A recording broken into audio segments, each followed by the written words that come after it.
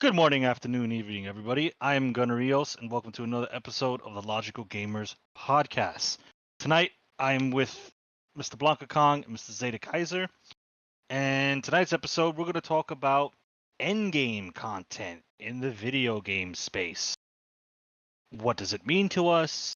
How much does endgame content affect our purchases? Does it affect it at all? And some of our personal experiences maybe in the MMO space or in our personal gaming space that reflects endgame content. So, what is endgame content? So, for those that don't know, there are certain games that mostly, I don't want to say mostly, but it's in the RPG space, ARPGs, tactical RPGs, Japanese RPGs, Western RPGs, that sphere of gaming where you'll have your story mode, right? You'll have your story mode that has your start, your middle, and your end. You fight the big bad guy. You beat the big bad guy, and then usually that's where the story would end.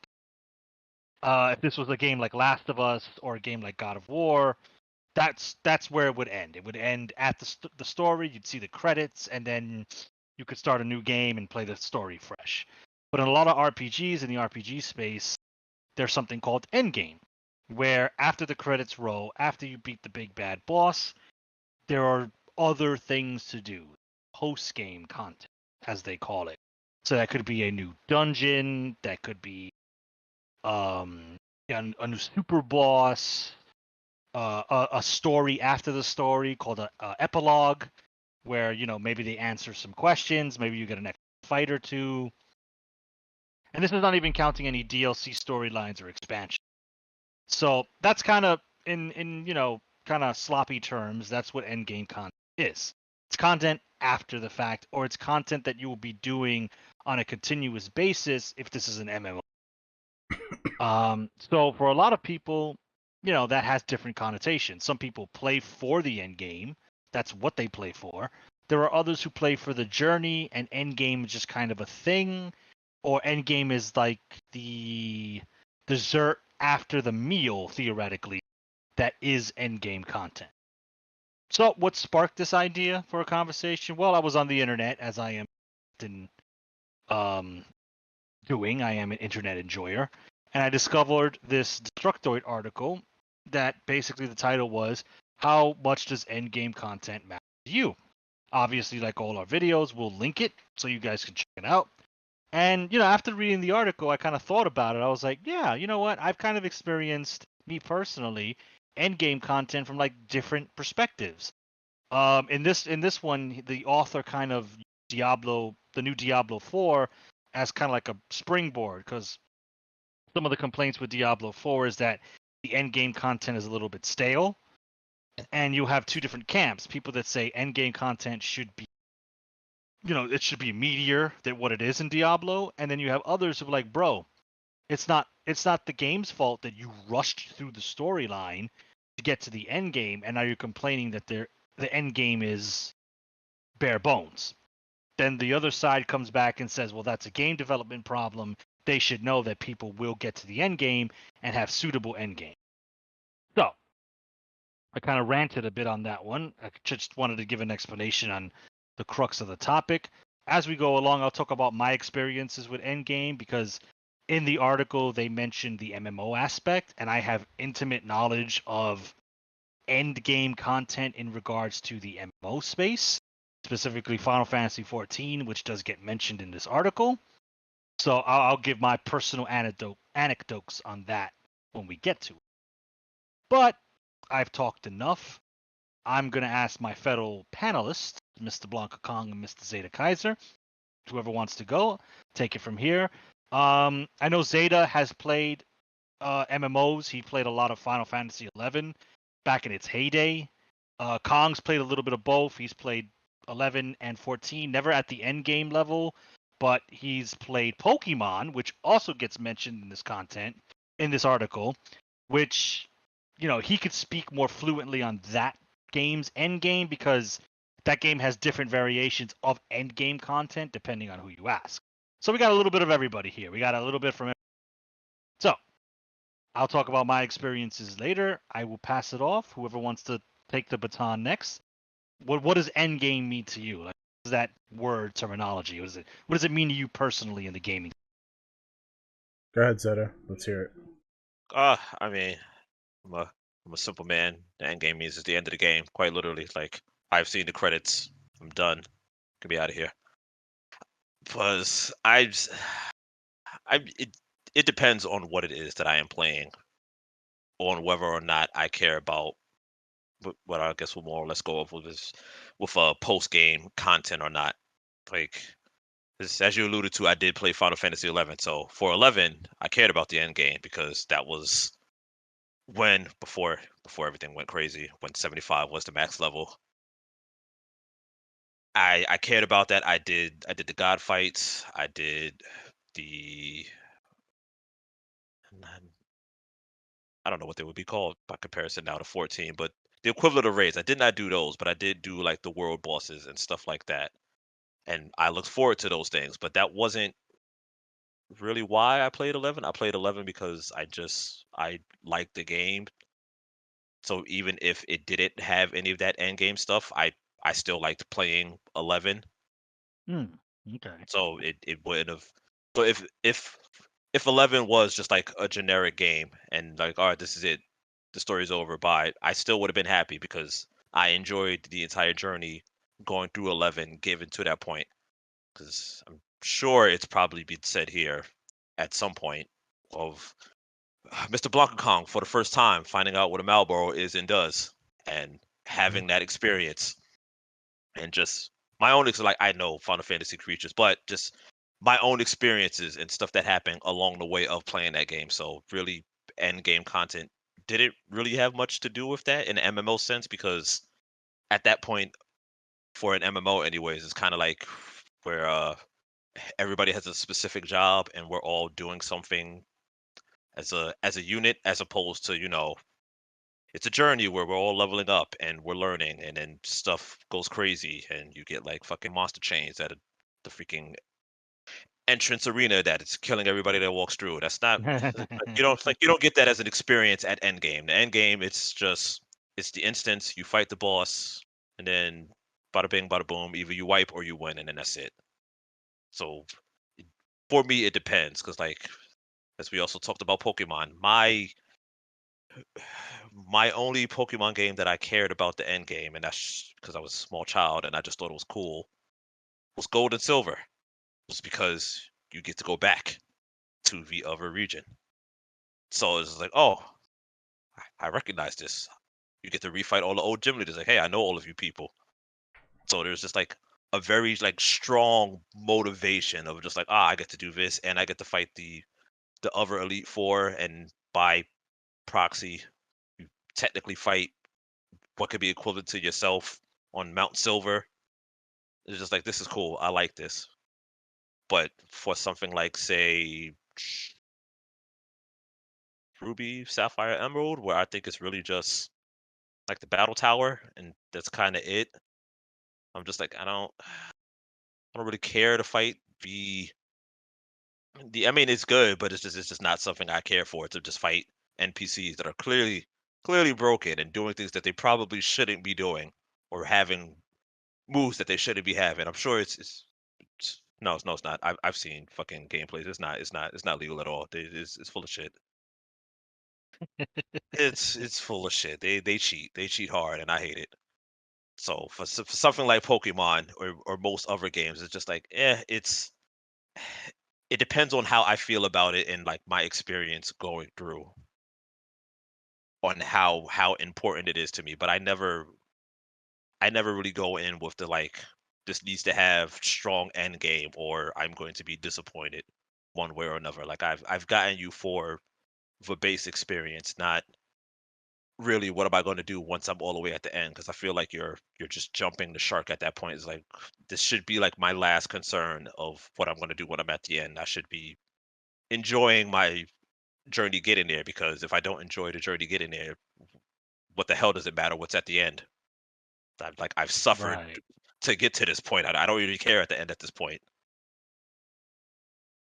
I Hmm. think I agree with that, but there's variation, like you said. It depends on what game we're talking about. So in the article, it refers a lot to like RPGs, ARPGs. And you mentioned tactical RPGs and JRPGs. I think you should enjoy the adventure or the journey to endgame as much as the endgame content, if there is endgame content.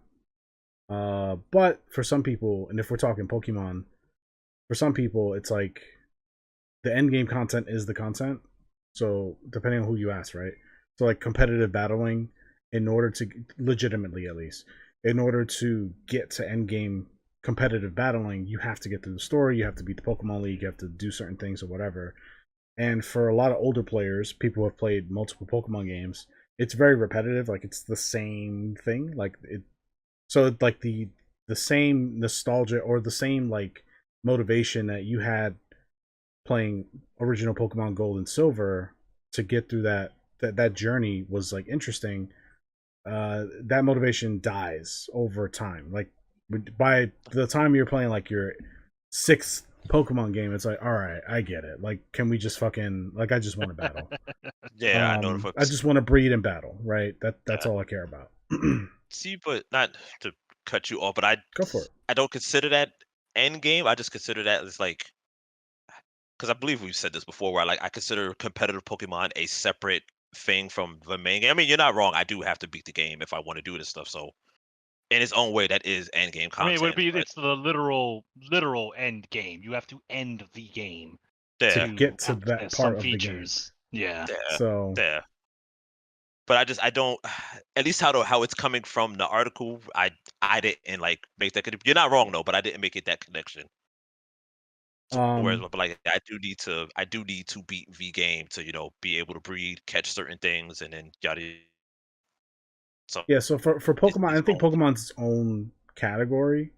I think it's very separate to like something like Diablo or Disgaea or Yeah. just But I any mean, it's other not RPG. not that far off. It's just the only difference is I'm fighting somebody because like for like ARPGs, it's like all right, now how do I maximize a build? Like, Hmm. well, now I need gear Yeah. that specifically enhances the skills that I want to Yeah. use or something like that. But I was only ever going to get that at the end. Yeah, that's ARPGs' end game. You're not really competing against another player. It might have leaderboards and whatnot, but that's just like superficial competition. With games like Diablo, Path of Exile, Torchlight, games like that, the end game is okay. I have like a rough outline about my build, and now you start min maxing the fuck out of it, and then just amping the difficulty up. So like, kind of okay, this is the epitome of what this build can do, and now I'm looking for armor pieces that enhance it. I'm looking for augments that enhance it, and now I'm going on. I remember from Diablo 3, they used to have like difficulties with like insane fucking names that it's just like if you fuck up, this thing will kill you. This thing will do 3 million damage. But that's end game for those type of games. It's just like getting your build, hyper focusing it, and then pushing it to the limit. Like what can it do when the enemies are literally doing 1 million damage? That's kind of the ARPG's version of endgame, which is Yeah, vastly different from Pokemon. yeah. But then I guess I don't want to jump ahead or anything, but like, would this really be considered even end game, at least in the ARPG sense? Because realistically, at that point, all you're doing is testing out builds on what can and cannot be done. Because if what you have, if like, even if you had the best in slots, say freaking gear, if the build you have is bad, it doesn't really matter. Or if the combination of what you have, like let's say you pick freaking, uh, I don't know, something that you want to do melee a lot, but ARPGs tend to not like you wanting to do melee. They tend to want you to spam abilities to stay away from creatures because, as you said, it's going to do like 1 million damage on you. But you want to do a melee build, but the game is just like, no, no. At this point now of where you're at as far as the game is concerned, being a melee user is just not it's not in the cards anymore. You can't do this. So is that Well, it's up to the really player. It depends. So like the point of the article is like, does it matter to you? Does endgame existing matter to you? And to the person, like to your example, if this guy who wants to play melee and at this point of the game where it's like highly unrecommended, if he wants to do the trial and error and put in the work to like make that berserker build work in that particular level where it usually doesn't, then it is worth it for that person, right? Because that's his goal, right? Whereas versus somebody else who just wants the best sorcerer gear in the game, period. Like they're just doing the cookie cutter build. For them, their goal is just different. So I think it depends. I mean, for like single player games, like the Xenoblade series on the Switch, I'll keep it to the Switch. Xenoblade 1, 2, and 3. I definitely endgame was not my focus. I enjoyed the story, the characters, the leveling up process. I enjoyed that and the journey. But I did like the endgame in that because I liked fighting the hyper boss, they called them, which were basically monsters you encountered at the end game, massive HP, massive damage, and I was able to test my, my party composition. And Xenoblade 2 was like, all right, which builds am I gonna bring? Which blades am I gonna have? Like, who's gonna have which blade? To me, I found that fun. Like by then, the credits have rolled. I saw the ending, and the great game. I loved it. But for me, Endgame was testing that against these bosses. And once I beat all the hyper bosses, that was it. The game was over. I was like, all right, cool. I can put you down. If I ever want to do a new run and experience the story again, I have you there. But like it did end. Even Endgame ended. Has an end. Yeah. Yeah. All right. So curveball question slightly because this is more of a modern thing as opposed to old RPGs because they bring up RPGs is if we compare like old 7, old Final Fantasies in general, would stuff like Omega Weapon and stuff like that would like because that's not endgame because endgame in those games is like now you locked off, you can't go back, you're stuck here. But stuff that was harder was just like you had to go out and look for it. Does that still qualify as endgame if we're going backwards? Like how are we deciding what is endgame if it's just hard content at the end? Because older games that it's not wasn't how just it was. hard You had to, content. Yeah, what you're saying is different. What you're describing is optional content. yeah. End game content is content you can't access until you beat the game. Until you beat the base story of the game. But most end game content is usually just harder fight. True. So that's what I mean is like what, like how. I mean, we don't do it anymore. So like, how will we differentiate if we were to talk about old games? What's end game and what's just optional? Because the weapon fights in 7 were a lot harder than fighting Sephiroth, but you can't go backwards to them. You have to fight Sephiroth, and then that's it. No, I think there was only ever one weapon that was mandatory to fight, and it was purposely easy because it was just like you were going through the story. Every other weapon you had to go, like you said, you had to go out of your way and fight them, and you had the what was it, Emerald weapon, I believe, that had the 20-minute timer, so you had underwater fight that you had to deal with. you had 20 minutes to beat this guy, or your instant game over. I wouldn't necessarily consider that end game. I think end game is quite frankly a modern term when it comes to video games because it quite literally means content after the end of the game. So like the stuff I mentioned in Xenoblade or raids in 11 and 14 or whatever the end game loop in Diablo is, that's after the credits roll. So even in the MMO like 14, that has credits. Like when you beat the expansion, when you beat the story, you literally see credits. So it's like that anything afterwards would be considered end game. So I think that's just a modern terminology that doesn't really apply anymore to older games. I think it's or just, doesn't apply at all. You could also call it post credit content, right? Like if you want to be like really literal about it. Post credit content. Yeah. You know? Which is typically just more challenging content. You're right, but like even modern games do it. Like Elden Ring did it. Millennia, which is probably the hardest boss in the game, was optional. Like you didn't have to fight her. So, like newer games do it, and that might be a bad example because From Software makes more traditional games. So we all play Monster Hunter here. Monster Hunter technically has it. Like once you defeat whatever is the giant dragon of the day, just defeat be stomping on you. Yeah, but whatever you feed, I said it again. Jesus Christ, it's stuck now. Whenever you Slay. finish, yeah, there we go. Slay, that's better. Whenever you slay giant dragon, the village is like, oh hey, there's more stuff, and now there's freaking all these other types of usually subspecies, or Hmm.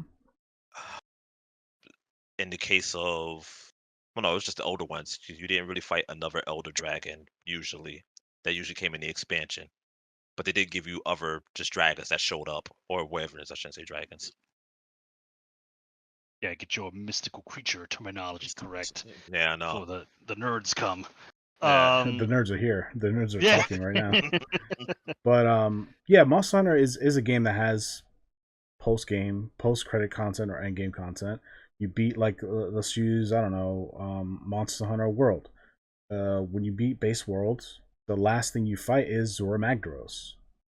Once you beat Zora Magdaros, no, actually, once you beat Xeno'jiiva, is it? Yeah, Xeno'jiiva, yeah. Safi Xeno'jiiva is the other one. All right. So once you beat Xeno'jiiva, the story is over, right? You get the title, you get the big cutscene, you get the whatever, the credits. But there's still more content, right? Now it's like, okay, now you're going to get into, like, the harder stuff. Now you're going to rank up. Now you're going to break the hunter rank and blah, blah, blah. Like, that's content you can't get to until you get through the Zora Magdaros, Nergigante, and Xeno'jiiva fights. So it's kind of, and it's optional, right? Like, there are people who got to that point and say, yeah, I finished Monster Hunter World. But to us, it's like, nah, you really didn't, though, right? Like, you just scratched the surface. You just did the village content. But that's okay. Like, I think they can rightfully say they beat the game. I mean, yeah, in a very literal sense, yeah. Yeah, but, they did beat the game. It's like, but there's so much more. Like, you have no idea. Right, because there are, like, using the Monster Hunter example, there are monsters that you don't see in the main quote-unquote storyline of the game. Mm-hmm. If we go back to old school, because Yeah, I'm old. Kieran doesn't appear at all until you beat the game. There is no Kieran until the game is over, and then it's like, hey, there's this random elder dragon. Yeah, Dragon. like, Very heavy air quotes. like, what's this Elder horse horse. doing here? Like, Yeah. what are you? What's your Yeah. deal? Yeah, and there's definitely exclusive content that's tied to endgame content. Like, if you go to Monster Hunter Tri, the endgame content for that game was tied to the multiplayer. Like, you couldn't fight Alatrion or Gen Moran. No, actually, no, I think you could fight. Can you? I don't remember, but I know Alatrion was definitely tied to the multiplayer. Like, you couldn't access him offline at all, ever. So that's endgame content that you can only get if you beat the game, and in Monster Hunter Tri's case, beat the game, but also have access to, like, the online server. Online, and then hunt rank up and all that other stuff in between. Correct. Yeah. So, I mean, to answer the original question, does endgame matter to you? I think it does. I think it does matter, depending on the game we're talking about, right? So games like Diablo, games like Final Fantasy, games like any MMORPG, games like Monster Hunter, it absolutely matters, because the core game, while it is a full game, that expectation has already been set for these kinds of games. So people are going to expect post game content. Like, it's just the way it is. Like, if if another company makes a hunting game, a Monster Hunter style game, and there's no post end game content, that's going to be seen as like a negative against the game, even if the core game is great. So it does matter. It does matter, and it's up to the development team to add that to their roadmap to make it work. So the criticisms that Blizzard was getting on Diablo 4's content not being, meaningful or meaty enough, I think is valid, because, listen, this is a $70 game. It's a full price game with a battle pass and all these attachments. The least you could do is give us post game content, and there are going to be people who are going to rush through the game. Like, that happens for every game. So, like, for that to be a thing, an argument, oh, well, maybe you shouldn't have rushed through the story. It's like, well, what the fuck are we talking about? Like, how long does the story need to be? Like, 20, 25 hours? There's a lot of people who can get through a 20-hour game in a week, right? Or in 2 weeks. You're telling me in 2 weeks the end game content is going to be that much different from launch day? It won't be. So I don't think that's a valid argument, in my opinion. It's not, but I feel like let's be real honest. At least in this example, we are talking about an ARPG. Like end game content in ARPG is basically like playing a bullet hell. It's like don't die. That's really all Yeah. end game content is in an ARPG. It's like just try not to die. It's not really like Try not to so. It's die like and gear up, like yeah. So it's like what? So it becomes the question like, well, what exactly are you looking for in the end game content? Because that's really all it ever ends up a becoming. meaningful gameplay loop. Because I could tell you the gameplay, the post game content for Monster Hunter Rise Sunbreak was there, and I thought it was good, but the gameplay loop wasn't as fun as it used to be for me. Like just the game itself, like Monster Hunter Rise Sunbreak wasn't as fun to play, just generally speaking, Yeah. as much as Monster Hunter World's Iceborne. So for me, the gameplay loop kind of suffered because the core gameplay wasn't as fun, even though the end game content was there with the Kuris, the little bat power ups or whatever. You have to like collect those in order to like maximize your armor or whatever. It was something Yeah. along those lines. Oh yeah, the augment system they The added augmenting at some system, point. right? Yeah. So Yeah. like they had end game content, but the gameplay loop for me personally wasn't as fun as like older Monster Hunter games. And I know I might get some flack for that because I know a lot of people love Monster Hunter Rise gameplay, which is fine. It's just not, I'm kind of a boomer. I'm kind of a Monster Hunter boomer when it comes to that game. So Yeah. I But feel then the same wouldn't way. Yeah. no, I was That gonna say real wouldn't quickly. oh no, Oh, go oh, ahead, go go go ahead, go. go ahead. Okay. uh, No, because I was uh, gonna say go ahead, do it. okay. Okay. do it. Because yeah, I was gonna say I feel the same way because let's not, you know, let's Monster Hunter Rise Sunbreak has had a pretty impressive post game launch. Like they've Oh put yeah. in some solid monsters, some fan favorite monsters, some really decent time sync, like the augment systems and the weapon mod systems. So I'm not gonna take that away from them. There is meaty content for there that is still going on right now. I think Rise is nearing the end of its post game content as of the filming of this video. So there's a lot after the credits roll and after we stopped playing as a collective group. But yeah, like the gameplay wasn't there for me. I agree with you on that one. The desire to pursue it wasn't there. So for me, the fact that they had all these end game monsters just didn't matter because at its core, it wasn't fun to play for me. All right, Zed, and you had a Yes. follow up, right?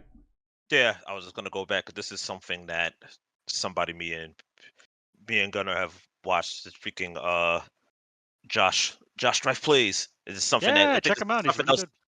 that other people have said as well. It's just like because you've both brought up about how like the core gameplay doesn't bring you in or isn't as strong as older games. And Mm-hmm. something that he says is like if I'm not having fun at hour at hour one, what makes you think I'm going to have fun 400 hours from now?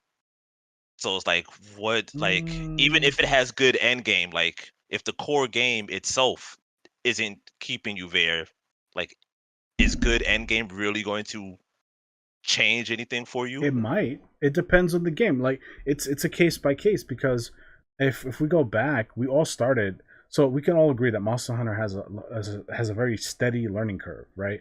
There's a peak, there's a clicking point, and I think anybody who's ever played Monster Hunter long enough knows what I'm talking about. There's a clicking point where you're starting the game and you're having a hard time because a gear drum is whipping your ass and everything is killing you and you're bouncing off of everything. That might be too much of an old reference. Like some of the newer players might be like, I don't know what you're talking Gear about. drum. What the fuck's a Yeah, gear who? drum? Or get the great joggy or whatever, right? Like, but there's a point where you get it, like where you understand why this game is so popular and why people love it so much. That doesn't happen in hour one. That doesn't happen in hour 10 sometimes, right? That happens to some people in hour 50 when they finally get it, right? It's like, oh, this is why this game is addicting. This is why this game is fun. Now I understand, right? It took me 10 hours to get here, but I get it now, right? And now I'm hooked. So it depends on the game, but I see the point you're bringing up where if the game isn't fun at its inception, how can it be fun later? Another example would be Xenoblade Chronicles 3, which I haven't played, but I know Gunner's played, I know Wolf has played it extensively, and was it 3 or 2 where you guys were like the first half or the first quarter of the game was really boring, but it picks up later? Is that Oh, accurate? three, It's three, yeah. right? Okay. It was the first part of the game was very slow because they purposely separated teams. Like the first couple hours was a giant tutorial, which I get new players are coming into the franchise, but for a guy like me and Wolf who's played 1 and 2, the battle system's pretty much the same. We had to kind of slog through that initial Hmm. glorified tutorial, and it's just like, It's like bro, playing let me get Pokemon games where like you're learning how to catch right. Pokemon. Yeah. Right, Yeah, right. yeah. Okay. That was 3. You're right. Yeah. So I think it depends. Like it's hard to give it a blanket statement, but like, okay, this is true for all these games. It's a case by case. So I mean, you're not wrong, but I feel like how like is the common man really going to sit there for that long to no, get that no, that aha moment? the common man won't. This is true. Like that's why it took Monster Hunter so long to like catch on. Um, like the normie gamer. Like think about like I forget where I saw the stat, but like more than half of the player base of any game don't even finish the game. Oh, That's crazy. it's yeah, or freaking. It's another thing about on Steam where it's just like they won't even get like the first trophy, which like the first trophy is usually something stupid like beat the tutorial or like beat the first boss, Or drink a and they're potion or some shit that you would have done if you something. played the game. Yeah, Yeah. and they don't even get that. So you know So what I mean? we Like it's like yeah. it depends. It depends. But go ahead, Gunnar. You Yeah. were gonna say something? No, I was gonna say we've talked about it a little bit, but another uh genre, I guess, that the article brings up, and Ty talked about his experience, is MMOs, and I think Hmm.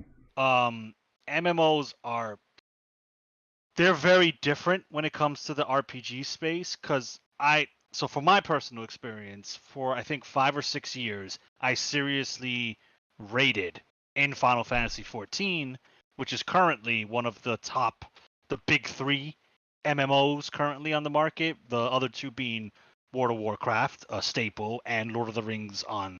No, sorry, that Elder Scrolls Online being the third Oh, one. big Um, fan.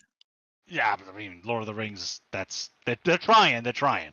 But so I played 14 pretty extensively in what would be considered one aspect of Endgame, which would be the rating content. So in the article, he mentions 14, and he mentions people that would skip every single cutscene in 14 to get to the end game and then complain that there was no one there to run the end game content with him. And I knew someone exactly like that when I played 14, because we would all be on a Discord and we would all be chatting, and he would skip every single cutscene, he would mash every single dialogue box and he would be the first one to see the credits roll and get to end game, and I shit you not, his quote would be, "There's nobody here to run the primal fight with be- because they're still playing the game." And I'm like, bro, you took that upon yourself to rush through that. That's not anybody's fault other than your own for no one being around yet. You know, 14, 14's an MMO. It has an expansive storyline, a deep and, depending on who you are, an interesting storyline. A lot of people are going to want to be immersed in that storyline, and fighting a primal and getting ready for the raid that doesn't even come out till a month after an expansion is not even on their radar. They're enjoying the game. Yeah, Like, that's what most people want is the story, anyways. yeah, a lot of people. I've read the forums, and a lot of people will go, "Oh, after I finish the story, I unsub, and then I resubscribe when they release a new story content because I don't care about the raids." There are people that treat 14 like a single player game that releases a new expansion, and once they finish that storyline, they unsub so they don't get charged for the month, and they come back when a new story content is released. And, me for a while, 14's endgame was rating. So my focal point was the story. I still enjoyed it, but my main focus was gearing up for raids, doing the primals to get my weapon, if I want to change my job, I have to go with I have to talk to the raid team and go, hey, look, I want to go this job, this expansion, and we'd all have to fucking literally organize our system around people wanting to change and people leaving and finding new members. So after that, Endgame for me became a fucking job that I wasn't getting paid for. I was just about to say that. Yeah, I wasn't getting paid for any of this. I wasn't on a pro esports team, but I treated it as a job, and that was Endgame for me. And it, You had to take quite turns getting gear because it was like, all right, whose week is it this time to get drops? yeah, like we had spreadsheets. Honest to God, we had fucking spreadsheets. And I was like, to me, like after a while, I lost the focus of the game. And unfortunately for me, I'm only going to speak for me. I know 14 has a very dedicated fan base. I grew to hate the game, and now I want nothing to do with the game because I got just so burnt out on its end game. And I know someone in the comments will probably say, well, you did that to yourself because endgame is not all raids. Endgame could be PvP, endgame could be you know, glamour hunting, which I did Oh, do. I was gonna say Endgame, that too, being a glamour whore. yeah, like Mm. that. Endgame could be chocobo racing for or playing the market board or crafting, and it's like sure, Spending your but life in the fucking golden saucer. yeah, like people do that, and that's fine. But for me, Endgame was raiding, and Endgame, I lost sight of the purpose of 14 and the stats and the numbers and the raid fights. That became my focus. So now I despise that.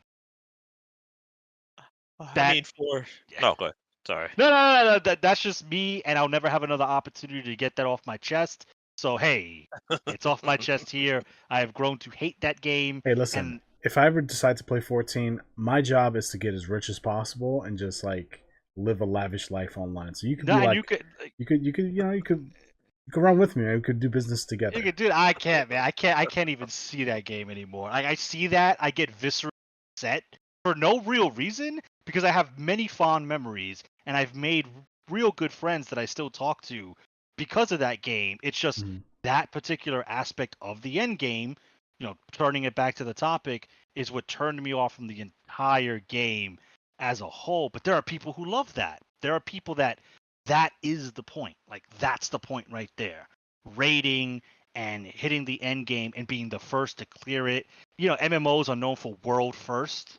Oh Being yeah. the first team to beat the biggest raid fight out there. And to them, cool. That's end game to them. But these are the same people who go, bro, there's no one to run content with. What do you mean? I skipped all the cutscenes and skipped all the dialogue because I don't give a fuck about the story. It's like, well, can Yeah. you blame the game at that point, or is that a player problem? Well, that's a player problem. To Yeah. complaining that there's the population for endgame players is low. That's a player problem. Complaining that there's no endgame content, Yes, that's a developer problem. right. Yes, that's the Yeah. Diablo situation, which is the inverse of the personal anecdote that I have for Final Fantasy. Well, I would want to throw in, at least in the MMO sense, that there becomes an issue, I guess, with using this word and how I guess we would describe it, because realistically, even if people say, "Oh, there's other things to do in MMOs," it's really not. Once you get to the end, like these hard boss fights are the true definition of the end game, because that's really what gets added in between before they actually make a story or expansion. It's all right. Here is this fight that we have now added a new difficulty for people to hold over and use and do or whatever, and get new gear to get ready for the next thing. Like every MMO that I can think of, whenever they're talking about something big or expensive, it is always just this really difficult, hard fight for guilds or freaking whatever you would call it to take down. Not really casual content. The casual content is kind of there, but those people are probably already doing their own casual things anyways, like fucking RPing and messing with the boards and leveling up, easy work like fishing, crafting, and stuff like that. Like I don't feel like companies really pay attention to those people as much as they pay attention to hardcore people who will like just kind of sit there and grind it out every week. Well, normally I would agree with you, but in the case of Final Fantasy 14, which is I think is part of the reason why they're so wildly successful, is that they've picked up on the fact that a lot of normies don't want to raid. And once raiding becomes the focus of your end game, they leave. And them leaving means they're no longer sub to your game, which means you're not getting a continuous profit stream from that person. So in 14's case, they do release a lot of, I guess, quote unquote, normie slash less intense content. Like I slightly keep up what's going on in current 14, but I know they have like a whole island, kind of like an Animal Crossing thing, where you can like raise animals and crops. They got some Harvest Moon shit going on. That's purely casual. Like the most you'll get out of that is glamour stuff, which has no bearing on your character's physical prowess. Because I think 14 realized like they saw your point, where it's like end game for a lot of people are the raids, like are the ultimate fights. Yeah, because that's what the company gives. Because it's just like, well, what are we gonna do? Give more farming, more fishing? Is like we can only expand on this so much. So Yeah, I mean, and then on the inverse of that, on the flip side, hardcore raiders were like, we need more. I've already beaten the Savage raid. I need more. So Final Fantasy was like, all right, we'll give you ultimate raids, which are for like the top 1%, where these fights take months and they have punishing mechanics and all this crazy shit. And what do you get for it? You get a shiny weapon that is no different from the raid weapon, but it's a status symbol. It's like we beat the ultimate raid. So it's like that's like end game for the hungriest of hungry people. So I think 14 has done a very good like balancing act with catering to the casuals, catering to the less intense players, but also catering to the hardcores, and then the hardest of hard by giving them their crazy shit and giving the casual player his nice, simple, you know, low speed content, so to say. they do that, but then the casual player, as what always happens with just literally everything, they look at the hardcore player and they see something cool on them, like, hey, I want that. I mean, they still fix that problem. It's like, all right, cool, give me some money and you can buy it in our store. But before that wasn't the case. Before you would have to wait like a month or two or whatever it was before you would get the hand-me-downs of whatever was the hotness of the last patch. So it's like they still, I mean, maybe not so much now because I didn't know they had. I knew they changed how housing works, but I didn't know they had like a whole little Animal Crossing island. So maybe it's not as much. But when I was playing 14, that would be the thing because like you would have stuff that I wouldn't have, and I'd have to wait because I didn't have a raid group to get what you was getting. So it's like, all right, well, I'll just wait until it's a hand me down, and then I'd convert the coins to get the Right. gear that you would get, and yada Yeah. yada yada. Yeah. But But it would be like people would be like, "Oh, I want this stuff, or I want this for my glamour, but I can't, or I don't want to do the hard difficulty to get this to make glamour." And their compromise at the time when we were both still playing was, "We'll give it to you, but you have to wait until we make new content, and then we convert this down to something you can buy in the store or bro, buy off that the shop." I'm beyond that treadmill has stayed the same, which is another reason I grew tired of the game. Oh, It all was right, never still mind. it was still the same treadmill of grind, get tomes, get gear, get better gear. You're at the top for a bit, new fight comes out, you're back down at the bottom, rinse and repeat. I mean, that's end game, and that gets to a man after a while, and but Because it's people. not the end. That end game doesn't have an end. Like it's ongoing. It's Carrot on ongoing. the stick. Yeah. Yeah. I think we talked about Monster Hunter. I think a really good example, even though he pissed me the fuck off, a real good example of like end game and a proper end game fight to see a game series, or not game series, but a particular game off was the Fatalist fight in Monster Hunter World. Like that is the truest example of end game because Fatalist was no joke, and when the Fatalis fight came out, it was assumed you had the best gear you could possibly have. You are an experienced Monster Hunter player, and you know what the fuck you're doing. Like, that didn't hold anybody's hand, and to me, that is a perfect endgame fight. Even though I pushed me to the edge, it was a perfect endgame fight. Yes. But Really you're close right, to yeah. playing Monster Hunter. I mean, I kind of quit after I beat Fatalis once. I was like, I'm done with World. I never picked it up again after that. I mean, to be fair, our little personal group, it was like, all right, that's it. Like, we've done what we needed to do in World. This Yeah. new game, Monster Hunter Rise, is coming out. It's looking good, but you know, Oh jeez. hindsight, you know, it is 2020, as they say. But yeah, I think that's a perfect example and a literal example of an end game fight. Yeah.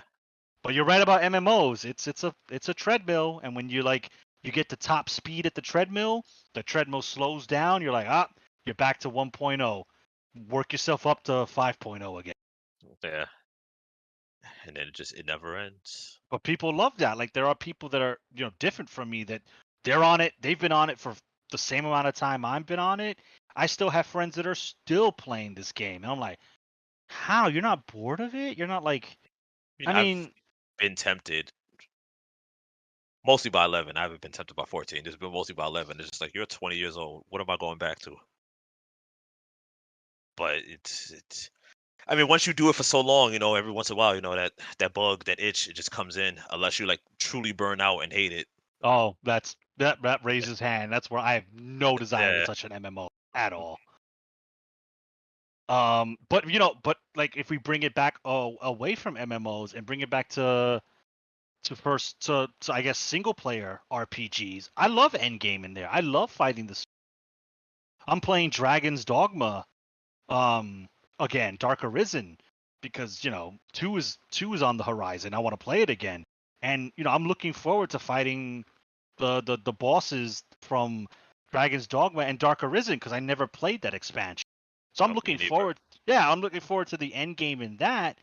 But if you told me Dragon's Dogma 2 was going to be an MMO, I'm like, you lost me there. I'm sorry. Sticking with the first one. So it's like, even in the world, if we narrow it down to RPGs, endgame means a lot to different people, and endgame is treated very differently depending on Yeah. the type of MMO, or not MMO, the type of RPG you're currently looking at.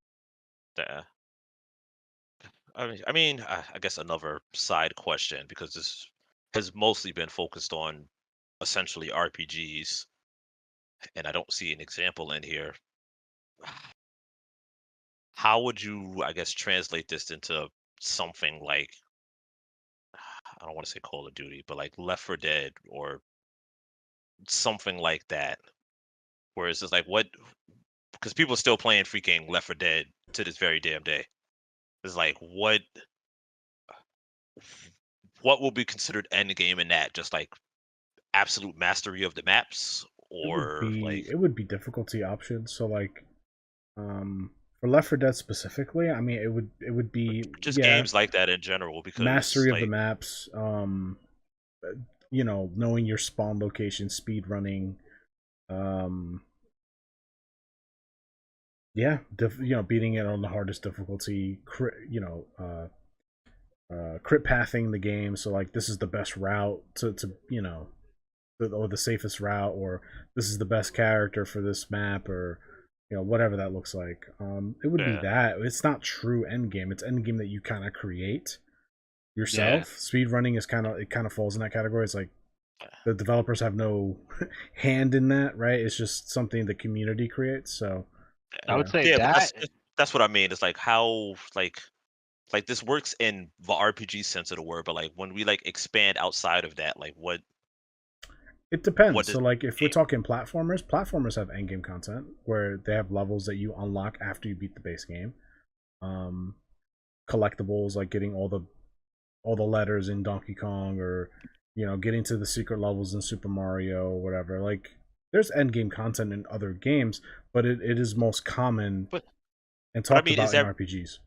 really end game? Because you're doing that while you're playing the game, so you're like, it's kind of like a twofold thing that you're doing, as opposed to something that's like truly like, all right, now there's extra stuff at the end. I mean, there are platforms that have it. Like once you beat the game, there are like extra levels. Like Mhm. the only one that comes to my head is Sonic Unleashed, because that's the last thing I like truly remember. It's like all those different like more difficult stages. And I think didn't Donkey Kong the Tropical Breeze have that, or was it the I think Donkey Kong Country other one? Returns and Tropical Freeze both had like post credit like levels that you had to access after you beat the game. Um, and those levels were particularly hard. Like they had no checkpoints, and they were like a true test of like your reflexes and like your ability to remember and execute certain jumps or whatever. So Yeah, yeah. Mhm. or like freaking. Because I don't know if, well, maybe the later ones that you would know because you've played them. I don't know if the Crash has had extra levels. I know they had like in between levels when you're like collecting everything, but I don't know if they had post game levels. um, yes and no. So like there were levels that you typically not get to until after you beat the game, but like most of it is stuff that it's like secret levels really. It's less post game and more so like secret hidden levels that you can Okay. access after you do like certain things. You get X amount of gems or whatever. You would have access to this secret warp room with this like secret level that you wouldn't have access to otherwise. But you can access it before beating like the final boss. Okay. So it Yeah. depends on the platformer, like which game you're talking about. Yeah. Yeah, that's what I mean. It's just like this.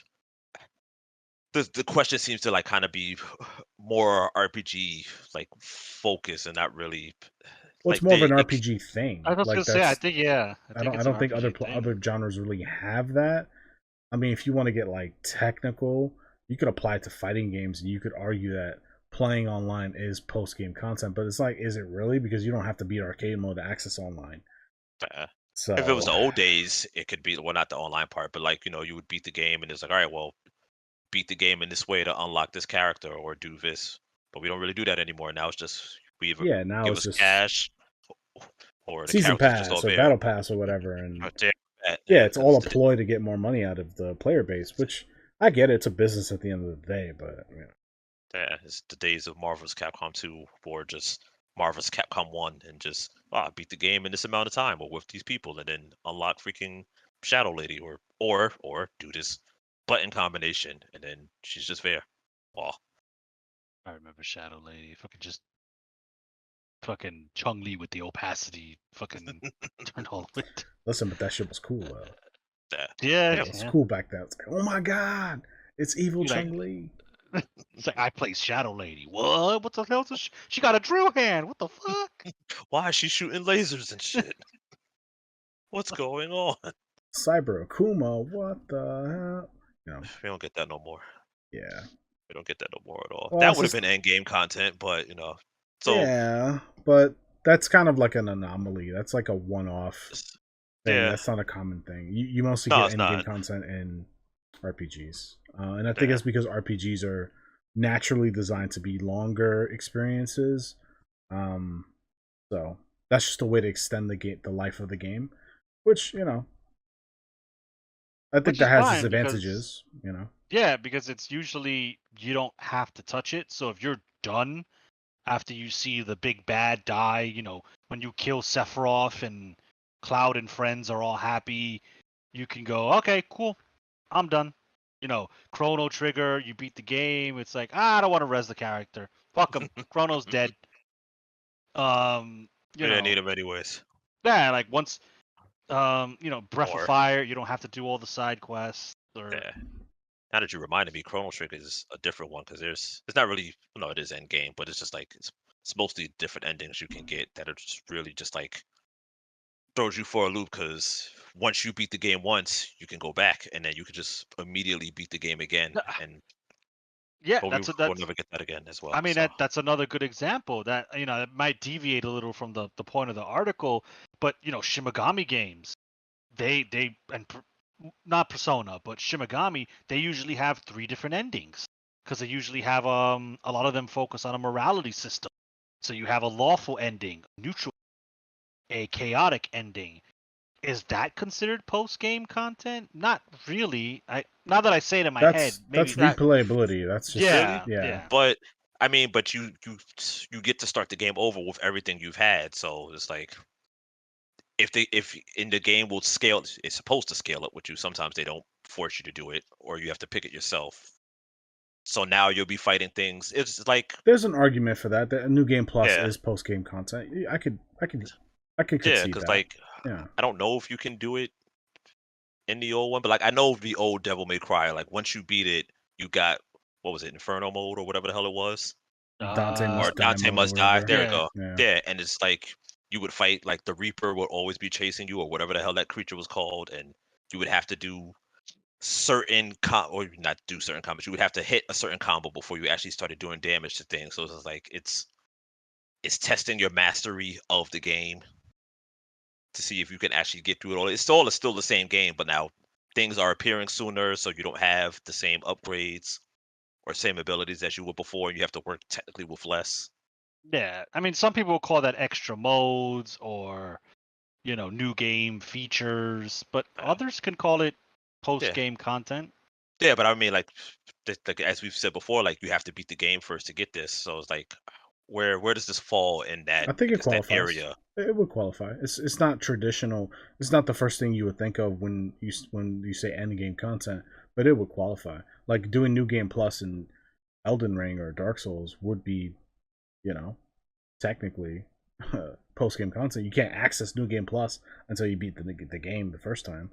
So yeah, I would argue that.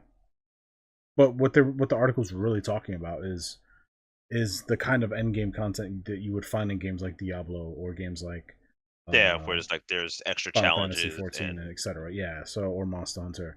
So like, does it matter? Absolutely, because it matters because, at least in my opinion, it matters because the expectation has been set and it has been set for a long time, and very long so time. if those expectations aren't met, then your game is going to be criticized for it. It's kind of like um, if a fighting game comes out today and doesn't have rank match, that's like, what? Like, what do you mean it doesn't have rank match? Like, why wouldn't it have rank match? Like, it's kind of the same thing.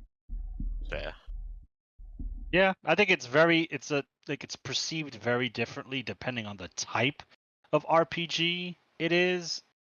And if we talk about certain types that involve other people, like MMOs and ARPGs, maybe not so much in ARPGs, but like then it goes into the conundrum of, is it a player problem or is it a game problem? Which we yeah, talked about. Kong mentioned the Diablo stuff and the end game loop not being desirable. That's a game problem. And then I mentioned the guy who skipped every single cutscene and dialogue option, and then whined and complained that there was no one to do the raids with him. That's a player problem.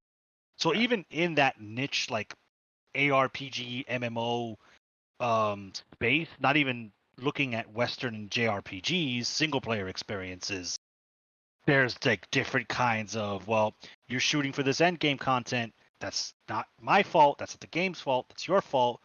Or you're shooting for this type of end game content and the game is not providing it. That's the game's fault. So even in that space, there's nuance to all that. Yeah.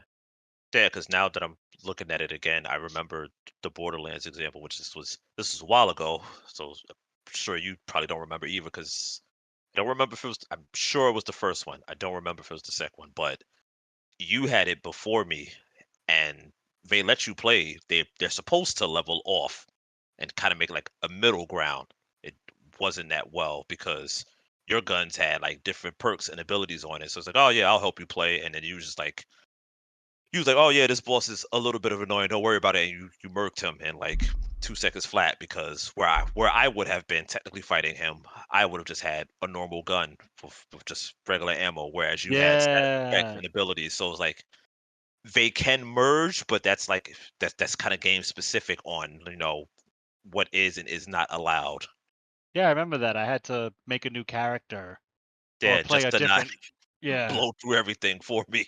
Yeah. Yeah. That See, that's an example of that's a game issue because Yeah. they knew and they just did not balance the game well, even though they said they would.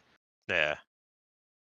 So it can merge, but that's like the only like example I have is of Borderlands of it doing that, and maybe Division, but we played Division at the same time, so we would have never known for that to be an example. Right. Yeah. Yeah. That's true. Yeah. Yeah. And I think the three of us played Division 2 pretty that game's post game content, and we were all raiding the dark zone and getting jumped by fucking dudes and shit, but we were all in it together, so like that was all of us experiencing the end game at the same time together. So yeah. Yeah. And then I our think it was the failed first attempt at division, right? doing Because I don't remember playing Division 2. No, you're right. Sorry, It it was the was the first one, first right? division. Yeah. yeah, it Yeah, was the yeah, first one. yeah. When we tried to take out the freaking whatever tank it was, and it just kept fucking grenade, fucking napalm striking us, and we just like, all right, you know what, we're done here. Yeah. Good times. But yeah, like the last example I had, I didn't get to mention it before, was Monster Hunter Rise, the base Monster Hunter Rise. Like, biggest complaint about that game at the time was the end game content is not in existence. Like, There we're was none. farming Narwa to get parts to feed the fucking the The Melder Melder. to get the Melder, best basically. decorations or the best talisman or whatever. That was the end game. It was super boring. Yep. See, You know? that was a game problem because Yeah. they shipped that game. It wasn't ready. It didn't have an end. For the God, we didn't see the No. credits roll. We literally didn't see the credits roll. There was We no got end a game to because there be was no end game. continued fucking screen. I was like, excuse me? What? Like, did I buy like the Monster Hunter Rise Lite copy? Did I not get the full copy? By the extended demo, what's going on here? Yeah. Well, I'll let it go because it was like they were developing it during COVID or whatever. So I get it. So I'll leave it be, even though it's kind of like could have waited, could have given it an extra 6 months, but they got financial goals to hit and deadlines or whatever. So I understand. yeah. At least Sunbreak came out with I think I'd argue a fully fleshed end game loop, way better than Sunbreak. 100%. I mean, way better than Base Ride. Sunbreak was a huge improvement to everything that Rise had, even though it kind of fell off for me. But I did enjoy my overall experience with the game. But once I was done with the base content, and I was starting to get into the end game stuff with the augmenting, that's when I was like, all right, I started to lose my motivation a little bit there, or not a little bit. Oh, I lost all the motivation to play. So That's true. That's true. all right, boys. Well, that was a good conversation. Appreciate the time. For those listening, I hope you enjoyed it as well. If you did, give the video a like. If you didn't, dislike. Subscribe for more content. We do podcasts every week. We publish every Wednesday at 12 p.m. Eastern. So definitely subscribe so that you're notified when those go live. Comment down below. Let us know what you think. Does endgame content matter to you? Does it depend on the game? Like, what does that look like for you? Are you currently in Diablo with nothing to do?